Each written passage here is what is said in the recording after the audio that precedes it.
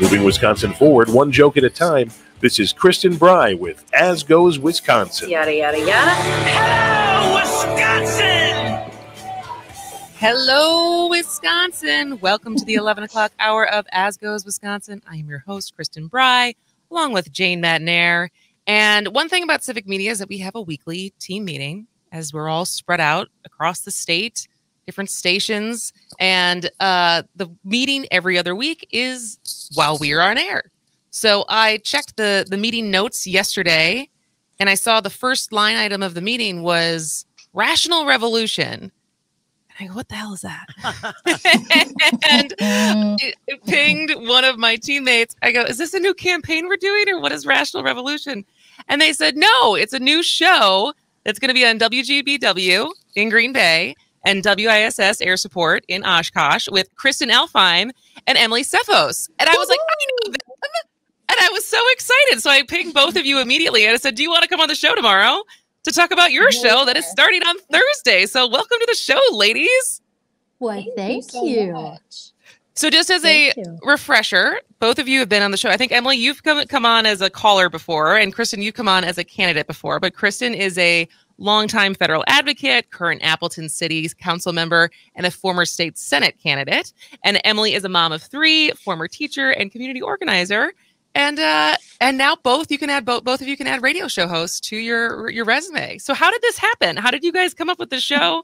And how it's starting on Thursday? I'm not sure we know the answer to that.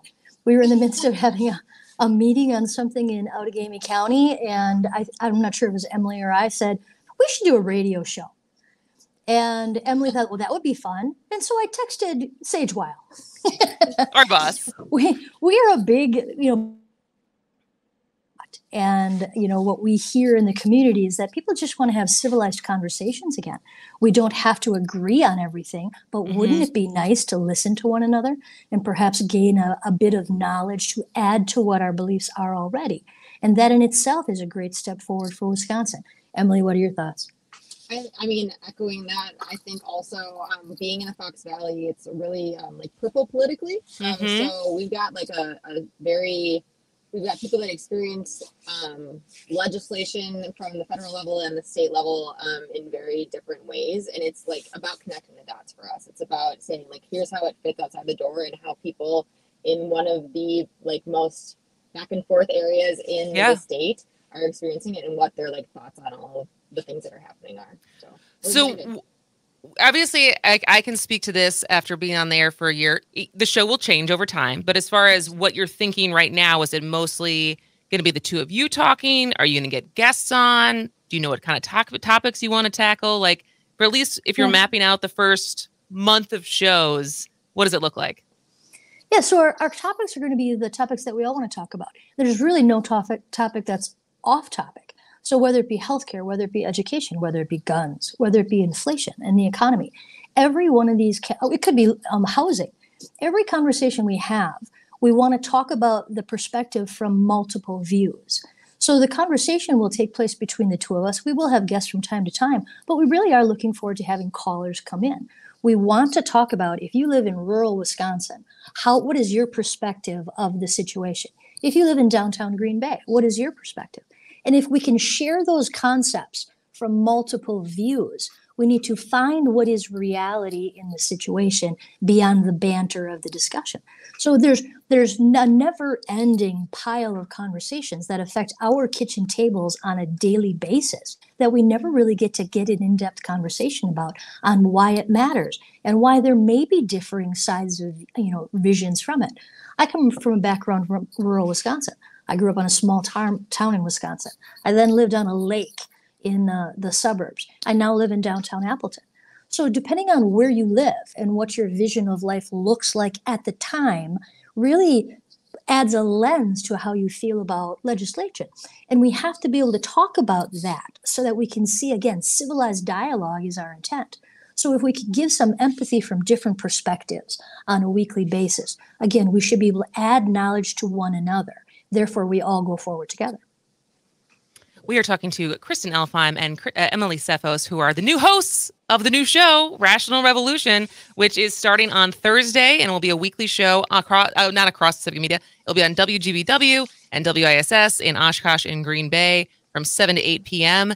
And so in the conversation around trying to get multiple points of view, in both of your roles right now as community organizers, do you feel like you have access to that range, or do you feel sometimes siloed in your work to hearing the same opinions again and again? Because I want to do the same thing on this show, but sometimes it's hard as far as I think who my leanings attract and who's attracted to my content, who's attracted to the show. And so trying to get more of a variety of guests and voices who call in, we're siloed, right? And so do you guys have a plan, or do you feel like you already have enough people that can span that range to make their voices heard? I think Yeah. go ahead. Go ahead, Kristen. Oh, I was going to say that I think with your state senate campaign, you definitely connected, and I think you were great about kind of reaching that squishy middle, we like to call it, of folks that are like not super far in either direction, that just are rational and pragmatic Wisconsinites. So I know that Kristen has a lot of networking that she's done because she truly does care about the community members up here. And I also think, like, as far as the plan goes, what we're trying to do is like take those headlines and take those sound bites from either side, right? If Robin Vos says something or Governor Evers says something, like, here's the headline, here's the quote, but what is the actual impact on Wisconsinites behind it on both sides? Because there's always going to be like an argument. So, I mean, I think we'll likely need to establish ourselves as being rational and fair, but we're hoping that will lead itself to, allowing either the left or the right to come on and feel like they have a fighting chance as far as proving their point and sharing their opinions. Yeah, in my history, I spent the bulk of my time in politics on the federal level and in Madison, talking with both sides. I represented one group that was very much leaning towards the Democratic side and one that leaned towards the conservative side. So I had to learn over a decade ago how to be able to connect with both sides and find what we had in common. And that takes effort. But with that, you learn to you create that relationship and a trusted relationship that you can have a conversation with someone that you don't agree 100% with. And that's okay.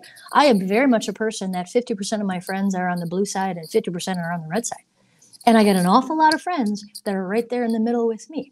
So in my opinion on this show, we probably will tick off a lot of people because we're going to try very hard not to say this is the only answer and the right answer. We're going to try and say this is what people feel in the situation, and this is how it affects people, and then let people come to a conclusion that may lean them one side or the other, but we're not going to push them there. We're going to allow the conversation to take place, and that is the first thing we can do in terms of I just hope that we can get back to the place in Wisconsin where compromise is not an evil, dirty word, because we can't get anything done otherwise. Right.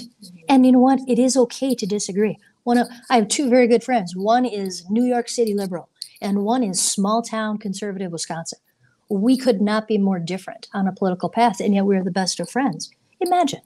Just imagine. What do you guys talk about? We talk about a lot of things, and there's a level where we hit a red line. We're like, and good, because we respect each other enough to say, we know we don't agree there. Let's just leave it be. And we go past it. Oh my God, what a mature thought. Well, that's we don't have enough time to go down that rabbit hole, but I always think that's interesting. It's like once you hit that spot with someone and the choice of, is it productive to continue talking about this even though we know we disagree, or do you step away from it for the sake of the relationship? And because I have a couple of those as well, where it's like, you know what? I don't need to be right on this, and I don't need for you to know that I'm right on this. So let's change the subject. Even though I'm right on this. Even though in my mind I am very right on this. In a civilized conversation, if the other person is civilized, they will have listened to a couple of nuggets. And in that, and I will have listened as well. And so in that, we have helped each other to be a little bit better, a little bit more empathetic to what the other people feel. And that's our goal. And I think we can do that. And we should be doing that across the board. We're going to try really hard to just have great civic dialogue on what's going on and how it affects everybody's families in the Northeast Wisconsin area. So with the couple minutes that we have left, tell us what's coming up on Thursday night. Well, we've got that new Supreme Court justice that I believe today is being sworn in. Yep. So we're going to talk about what that means and what we're seeing as Wisconsin's future going forward when it comes to maps and potentially the abortion ban and things like that, and why, like, kind of the history behind it, because I think that a lot of times we don't understand the impact that gerrymandering has had and will continue to have, and what the state might be facing.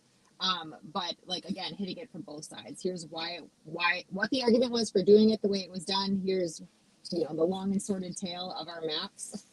And then here's what might happen with a new liberal leaning Supreme Court in the state. And we've got to be realistic about it. I would say that 50% of the population didn't give a crap about who was on the bill for the last 10 years. It's time we start paying attention. But we start by, again, not slapping them in the head by saying, shame on you, you didn't know better. But let's say, this is why it matters. Here's what's changed in the last 10 years because we didn't pay attention. And now let's move forward. Let's be more educated electorates so we can get out there and do what's right when the time comes for the best of the state. Absolutely. All right. Well, Thursday, 7 p.m. Get the Civic Media app. Get the Civic Media app. So Get that anyone app. listening who is not in the range of WISS air support 1100 AM, 98.3 FM, or in WGBW's range, 97.9 FM, 1590 AM, you can still listen. So you can listen on either of those stations. You can listen to the Civic Media app. You can download it as a podcast. But Rational Revolution with Kristen Alfheim and Emily Tseffos. Good luck, ladies. I can't wait to listen. Thank you. Happy Thank and you welcome so to the much. welcome to the Civic Media family, and thanks for coming on today. Have a great day, and I'm sure we'll talk to you soon. Thank you. Bye, Jane. See ya. Thanks, guys. See Bye, ya. ladies. All right, when we come back, Kirsten Finn is going to talk about the ride across Wisconsin, and I'm curious to know, does that mean superior to Milwaukee? That feels very long. All right, this is As Goes Wisconsin. Welcome back to As Goes Wisconsin. I am Kristen Bry. She is Jane Matnair. And speaking of bicycles, over the weekend, River West 24 happened. Oh, it did. And if you're not familiar, it's the People's Holiday. It's one of the best events, I think, ever in Milwaukee. It's completely volunteer run, and it is a 24-hour bicycle. It's not even a race. It's just Let's go ride our bikes. It's ride your bikes. You complete laps, but there's also challenges. One of which is getting a tattoo that gives you laps. But it is just the neighborhood of River West in Milwaukee comes alive, and it is That's cool. It's very bike heavy, but also bike heavy is the ride across Wisconsin. And so here to tell us a little bit more about what that looks like is Kirsten Finn, who's the executive director of the Wisconsin Bike Fed. Welcome to the show, Kirsten. How are you doing? I'm great. Thanks so much for having me. Absolutely. So before we jump into the details of the race itself, remind people what the Wisconsin Bike Fed is. Sure. The Wisconsin Bike Fed is our state's statewide advocacy organization, and we serve the state in three ways. We educate people on how to ride their bikes safely. We advocate for federal funds to be spent on bike paths, protected bike lanes, and things like multi-use paths for people to run or walk their dogs or ride their bikes. And then we produce awesome events that promote bike tourism in Wisconsin, like Ride Across Wisconsin. Amazing. So Ride Across Wisconsin makes me think that this is like superior to Milwaukee, which is it that far, or what is the route for across Wisconsin? Yeah, so we change the route every 3 years so Okay. that people can see more of the state. And so we are in year 2 of the route that is La Crosse to Milwaukee. So you start at the Mississippi River in La Crosse, and then you end at Lake Michigan. Jane's face just Woof. looks tired without even. Wowza. I mean, what a beautiful place to start. Yeah. To start in La Crosse because it's so gorgeous. But I mean, Kirsten, for somebody like me, that would take a month. Well, it's a big undertaking. It's 235 total miles. And we have, I would say, a third of the people try it in 1 day. And Wow. the rest, do it in 2 days. Yeah. 2 days. Yeah, So it's a big ride. So what is the expertise level of the average person who rides in this race? Well, obviously you need to train for it, and Yeah. we provide a training schedule to get you ready. But to include more folks, this year for the first time, we have people who can participate in as little as 11 miles. We have a family fun ride that is on the Elroy Sparta Trail. It starts in Sparta and goes to Norwalk. And you can go 11 miles one way and take a shuttle back, or you can do 22-mile loop. And then another popular option, a lot of folks ride just from La Crosse to the Wisconsin Dells and then get a shuttle back to La Crosse.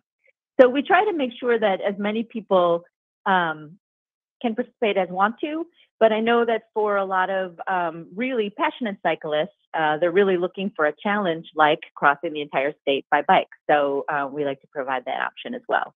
Kirsten, how many, if you do the whole thing in 2 days from La Crosse to Milwaukee, how many miles are they averaging in a day?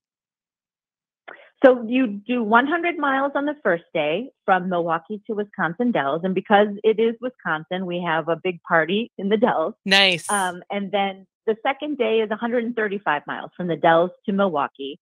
And some folks choose to ride from the Dells to the Trek Bicycle headquarters in Waterloo, Wisconsin, which is 165 miles. So we also have a big party with beer there. And then we're ending this year at American Family Field with a big tailgate there. So we are celebrating people who are riding all different mileage. And so far, how many people are signed up to do the full race? The full ride? So far, we have 710 people participating so far. Wow. That's really impressive. Where do they sleep in the Dells? Is it hotels or do they camp? They some of both. Our midpoint in the Dells is Mirror Lake State Park. We have a wonderful partnership with the Department of Natural Resources. And this year, we're offering a lot of options for people who bring their families along. So we have nature activities for kids like hikes, and we have like a word search or a bingo game, a car bingo game for kids who are kind of on a road trip along with their parents. But then we do have a lot of folks that stay in water parks, and we also have partner hotels in all of the communities we go through. So, one of the things that we're really trying to do is promote Wisconsin as a great place to come for a family vacation and for a great place to come on a bicycling vacation. So we've gotten support from Visit Milwaukee, from the Dells, and also from Travel Wisconsin. So we're really trying to encourage folks to give. We know how awesome it is to ride in Wisconsin. There's just nowhere more beautiful than Wisconsin country roads. But we just want to make sure that the rest of the country knows about it as well. Absolutely. And so it's happening on August 19th and the 20th. And so for people who are, is it too late, do you think, for the average person, as long as they've been training, to still sign up and do the whole race? Or is not at all? Okay. Anyone could still sign up because you could do 11 miles today, no matter who you are. So it is absolutely not too late to sign up. You would do that at rideacrosswisconsin.com. And our website lays out all of the different options. Absolutely. Rideacrosswisconsin.com, August 19th through the 20th. Anything else people should know before we let you go? No, it just, if you see riders coming through your community, please cheer them on. They're working hard, and we just want to make sure that everyone feels welcome. Absolutely. All right. Well, Kirsten Finn is the executive director of the Wisconsin Bike Fed, and go check out rideacrosswisconsin.com if you 11 either want miles. I could do 11 if you either miles. want to participate or you want to see the route and cheer them on. But this is an awesome event to go support in one way or another. Thanks so much for joining us, Kirsten. Thank you. Have a great day. You too. All right. Well, when we come back, physics professor at Lawrence University, Megan Pickett, is here to tell us about Elda Andersen. You probably have never heard of, but she was a hidden figure on the Manhattan Project, which is timely with the Oppenheimer movie out. So we will talk to her on the other side of the break. This is As Goes Wisconsin. Welcome back to As Goes Wisconsin. I am Kristen Bry. She is Jane Matnair. What song were we just listening to? That's a Science Love Song. Science Love Song by ASAP Science. There we go. Yeah. All right. Well, just a reminder, in the next segment, we are going to be giving away 2 to 4 more tickets for the state fair. You can't lose. If you would like to win those, because you can't lose, get ready to call in at 1150-844-967-2789. We will play our fun game about food, state fair food. So we will be playing that in the next segment. But for this segment, so I did see Barbie over the weekend. Still want to talk about that tomorrow. But I have yet to see Oppenheimer.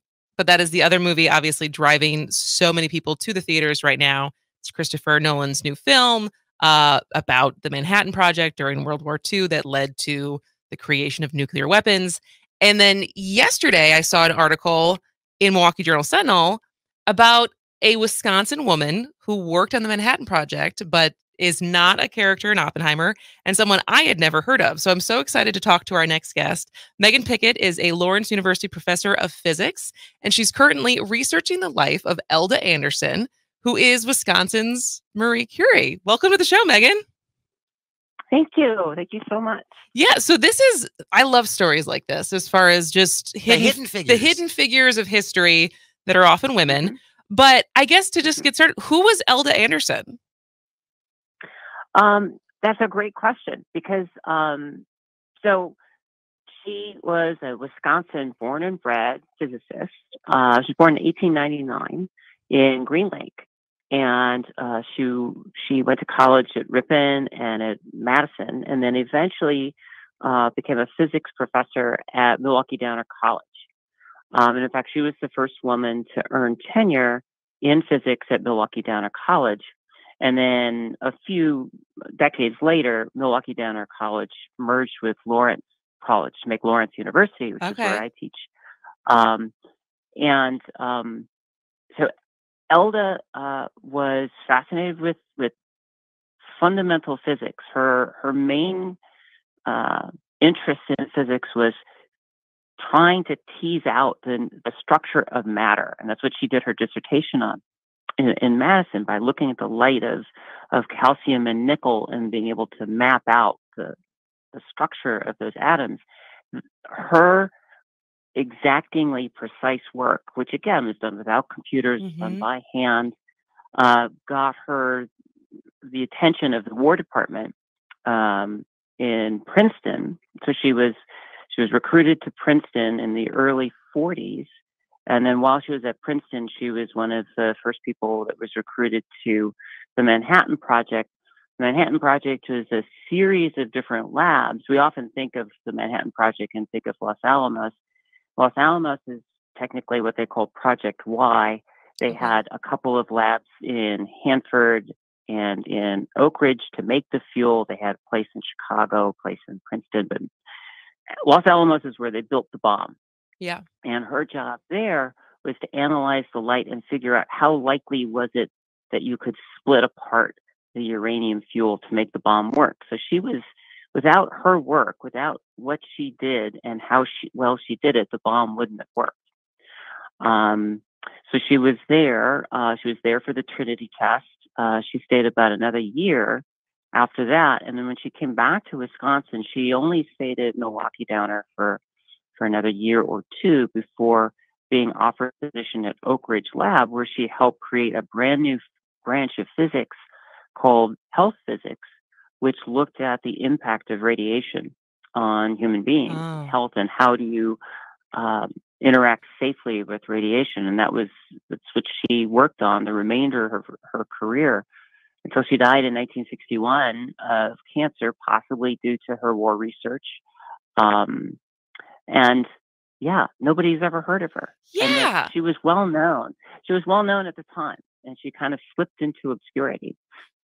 Megan, do we know much about her childhood? Did she come from a scientific family? She must have been a unicorn among physicists at that time. She was. So her family history is kind of interesting. She was the second of three children. She had an older sister, a younger brother. Brother died in a car crash. But early in her childhood, there was a big scandal. Her father ran off with the local doctor's wife. And so she was on her own with her mom and her siblings, and she excelled in math and was encouraged to study math and Latin and physics at Ripon College. And it turned out that she was so good that they held her on to help do some of the teaching while she was there. And then after she graduated in 22, she went to Iowa for a job at a junior college. They didn't have science departments or science divisions, so at the age of, I think she was 24, she created the science division at this junior college and became its first dean. And I think of what I was doing when I was 24. I was not the dean of science. You weren't starting academic divisions at schools. No. But then after that, she came back to the Fox Valley and was principal at Menasha High School for a couple of years before she then joined the faculty at Milwaukee Downer College. And that's where I first learned of her when I earned tenure in 2010, and the archivist here told me I was the first woman to earn tenure in physics at Lawrence in our 175-year history. And then she said, but if you include Milwaukee Downer College, you're the second. The first one is Elda. And there's just no monument, no buildings or anything named after her. So that's really what drove me to start researching her life. So what has that process been like? Because you're a physicist, you teach physics, which is science, and now you are on a historical research journey that is like, hopefully, I think from what I got from the article, is like you're going to publish a biography on her. So how many how different is this from the research you're used to doing? Oh, it's so different because so I'm a theoretical astrophysicist, so I don't normally deal with people. I simulate how solar systems form, and so this is a very different kind of research. And fortunately, I have a collaborator, Kim Teffert, who's a professor at University of Michigan, and who has won. There's an annual award in Elda's name for health physics, and she's a previous winner of that award. So she's been working on this separately. I gave a talk about Elda a few years ago. She heard about that. We've gotten together, and so we're sharing notes and materials, and it is a very much a different process where I'm learning how to submit Freedom of Information Act requests, how to do interviews. And then, the nice thing about it is that it's also kind of reflective. I think about my own career. Kim thinks about her own career. We think about our own connections to this wonderful woman who's been forgotten, and yet contributed so much to two different fields in physics, and then who died so young. We're talking to Megan Pickett, who is a professor of physics at Lawrence University, about her research about Elda Andersen, who worked on the Manhattan Project, was from Wisconsin, and also just not a lot of people know about her. I'm so happy that the Journal Sentinel wrote about this, so now that I know about her. But it's interesting because, of course, that term Hidden Figures, you think about the movie. You think about the movie that came out about the women who worked on at the space program at NASA. And it's interesting, like, in your research about Elda, is there other women that have popped up? Like, it's hard not to imagine how many of these figures exist that contributed and worked on projects and kept their head down. And unless you're searching for it, like, you don't know who they were. Right. Yeah. So I have, and some of the women that I've come across, I've heard of before. So there are Lisa Meitner's work and Irene Joliet Curie's work. They weren't technically part of the project, but their work led to the developments in the project. The Manhattan Project had about 600 women working in different parts of the project. Most of them were in what was called, especially at Los Alamos, were part of the Calutron, which this is such an old way that women used to work in sciences. They were human computers. In the history of astronomy, there's a tradition of human computers. These were women who did the jobs, the tedious, long classification jobs that male scientists didn't want because it didn't pay well and was a lot of work, and it wasn't very flashy. And so there was a group of women that were essentially doing all of the calculations at Project Y. But at Project Y itself, probably about a dozen actual women who were scientists. Of those, Elda was the oldest. She was older than most people. The average age at Project Y was something like 25. And she was 44 when she arrived. Oppenheimer celebrated his 40th birthday while they were there. And being older then meant that she was more or less in charge of the women. She sort of ran the women's dormitory and was kind of a mother figure, which is what she was like at Milwaukee Downer. Huh. But there were certainly other women that were involved, and in fact, there's a woman engineer that worked on the construction of the gadget, the actual test bomb that was loaded up onto the frame for the Trinity test. But it was there were women that were part of the project, but very few of their stories are told. They're starting to be told now, but it's sort of drips and drabs. Yeah. Hey, Christopher Nolan, if you're listening, this is your next movie. Well, that's what I was just thinking. Yeah. It was like the real Barbenheimer would have been a movie about the women, because I think my mom read a book, I think, called The Girls of Atomic City, which I think it's similar to what you were just talking about, right? She said it was a fascinating book. Mm-hmm. Yeah, and in fact, in Oppenheimer, Christopher Nolan, there's one woman character in the at Los Alamos who shows up, and there's just a brief scene where she doesn't know where to go, and she asks Oppenheimer, and Oppenheimer asks her, how fast can she type? And she says, I don't know. I'm a nuclear physicist. And so she represents that one person, and I don't think she even has a name, sort of represents all the women that were at Manhattan Project. It was a cheap, kind of a quick way to include them in.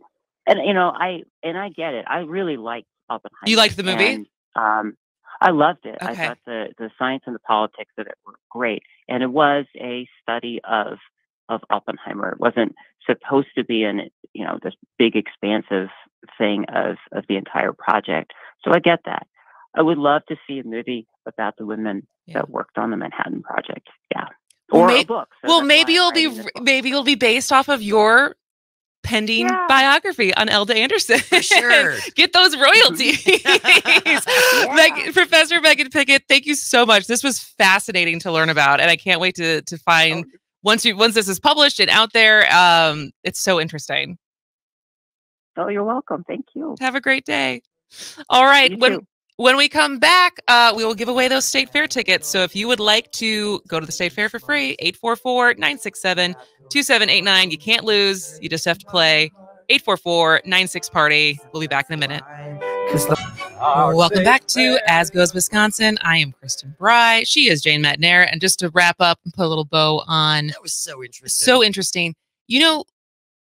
Previous Miss Wisconsin, who is currently Miss America, is a physicist, is like a blonde, beautiful young woman who is also a nuclear physicist. It's mind-boggling. And so she is. She made the connection. I think she threw it out there as like, does any marketing team want to talk to me about this Barbenheimer thing? All right. Well, talking about. Maybe as a Wisconsin, maybe she'll show up to the Wisconsin State Fair. That'd be great. But we do have a new Miss Wisconsin, so she may have other obligations. But it's time to win some State Fair tickets. Who do we have playing? Penny from Plainfield is joining us. Good morning, Penny. How you doing? Good morning. I'm totally excited. Good. We love having some enthusiasm. So I'll just remind you of the rules of the game. So I'm going to read off 3 different types of food that are new to the State Fair this year. You get to pick one that you're going to eat the entire thing at least once, one that you're going to eat every day for the rest of your life, and one you're never going to eat and you're going to banish to hell. Are you ready, Penny? Absolutely. All right. Number 1, cotton candy jerky. Oh. A new twist on a favorite fair food, cotton candy jerky is an old-fashioned beef jerky flavored like cotton candy. This sweet, salty jerky is sure to please fairgoers of all ages. I don't even know what that would, I can't even imagine what just that tastes sounds like and feels like in your mouth. Bad. Sounds bad. All right, number 2. Flamin' Hot Cheetos chocolate bark. Oh. With the Flamin' Hot Cheetos chocolate bark, you won't be able to stop at just one bite. Mix Flamin' Hot Cheetos into rich milk chocolate to create the best tasting spicy snack at the state fair. If it was dark chocolate, Maybe they'd sell you. maybe they could sell me, but I don't know about that. All right, and the last one is pretty straightforward, Penny. Deep fried garlic gator toes. Oh. Get your gator toes deep fried and flavored like garlic. Oh, boy. All right. I'll give you a second to think, but then what is going to be your option to eat the entire thing? Well, compared to my choices, I guess I'd do the cotton candy jerky. Okay. Eat it once and get it out of the way. Get it out of the way. Correct. What do you want to eat every day for the rest of your life? I will do the chocolate Cheetos. Ooh, do you like Flamin' Hot Cheetos normally on their own? Here and there. I like them. They don't like me. They don't agree with the digestive tract, but my taste buds, good to go. All right. So that means you have no interest in deep fried gator toes? No, it doesn't even sound interesting. And, that's no, thank you. I'm also confused. I feel like when you think of an alligator's foot, there wouldn't be a lot of meat on your toes. That's the exact thought I had. Like, it seems like a lot of bone and not a lot of chewy fat things that would taste good, even deep fried. So I agree with you. Well, I think that was a good thing. Go ahead, Penny. If you go try them, you let me know, okay? Okay. Well, I am deciding. I was like, when I go, now that we've been playing this game with callers, it's like, all right, when I go, what is going to be my top 5 things? Because you're going to do a TikTok. Because I'm going to do TikTok and just rank the things that but I was like, there's so many and there's so many weird ones that I'm like, how do I even choose which ones I'm going to actually spend my own money to subject myself to? Again, I wish they would have a sampler day. I know. Where you could just get a small taste of the weird things instead of having to get an entire portion of gator toes. But maybe next year. Pitch that idea then. 10 toes. You don't want 10 toes. No. You need the one. Penny, what is your other favorite thing to do at the fair? Oh, I love going to the animal barns and everything. I'm a little up there in age where I can't do the rides much anymore. So I mean, I can't. I'm not that up there in the age, and I think I'm beyond doing the rides as well. You gotta go to the tent where they have the dogs doing the agility stuff. It is the most. It's so much fun. It's so much fun to watch, and it's just pure joy. It's just joyful. Absolutely. You know what else I remember? Shearing the sheep. And how good they are, the people who shear the sheep and how good they are. They're fast. And how fast they are and stuff. That's always really fun to watch too. All right. Well, Penny, thank you for listening and thank you for playing. Have so much fun. Don't hang up. Don't hang up. Jane's going to get your information. I really enjoy your show. Oh, thank you. We love that you enjoy it. All right. Well, we still got a couple minutes left for today, but that was a really fun show. It just flew by. And if you missed the interview that we just did with Megan Pickett, go back to the podcast and take a listen because it's a Hidden Figures movie in and of itself. It's so interesting. It really is. And it just shows, I guess, how important women were always in the creation of so many things. And it only takes, 75 years for them to get any credit. But it was also what I was thinking, flashback to our show on Friday with Maggie Dawn of who writes the history books, who tells the stories, because there are so many stories to tell. And I think about a friend of mine she moved to Savannah, Georgia a couple years back now. And upon moving there, she went on some history tour because it's a city that has a lot of history. It's supposed to be a beautiful city. And she found out all the information about, the rich history of the woman who started Girl Scouts. Oh. And not only just the history of her starting Girl Scouts, but she herself has this incredible story as far as her marriage and her divorce and all of this stuff. And so now granted she's a writer, but she's writing her biography and she's been working on it. But I just think about the dominance of Girl Scouts still has today, as you know, every once a year we're all very excited to get our Girl Scout cookie order. And yet even her story hasn't necessarily been told, despite the fact that it's fascinating. Well, there's got to be someone who's willing to take it on. And as Megan just said too, filing FOIA requests and tracking all this stuff down and finding, who's still alive that I could talk to about this. It's a big undertaking. That is not her main job. Right. Her main job is to be a tenured professor of physics at Lawrence University. But let's take on this other project that is totally outside of my research and experience. I got so much time. And so certainly go back. And as always, if you ever miss any part of our show, you can always go back and listen to it as a podcast, which you can find wherever you find podcasts or on asgoeswisconsin.com/listen. Of course, you can download the app, so you can always take us with you. You can also text us and call us from there. More state fair tickets tomorrow. 2 times. We got 2 more times for tomorrow to give away state fair tickets. And then I'm going to Vegas after tomorrow's show, which I made a joke yesterday saying it's Mike's 40th birthday, and his present is that I'm going to tolerate the heat and his debauchery in Vegas at 7.5 months pregnant. Oh, you're gonna have so much fun. So much fun. All right, we'll come back tomorrow. We'll do this all over again. This has been As Goes Wisconsin. State Fair is a great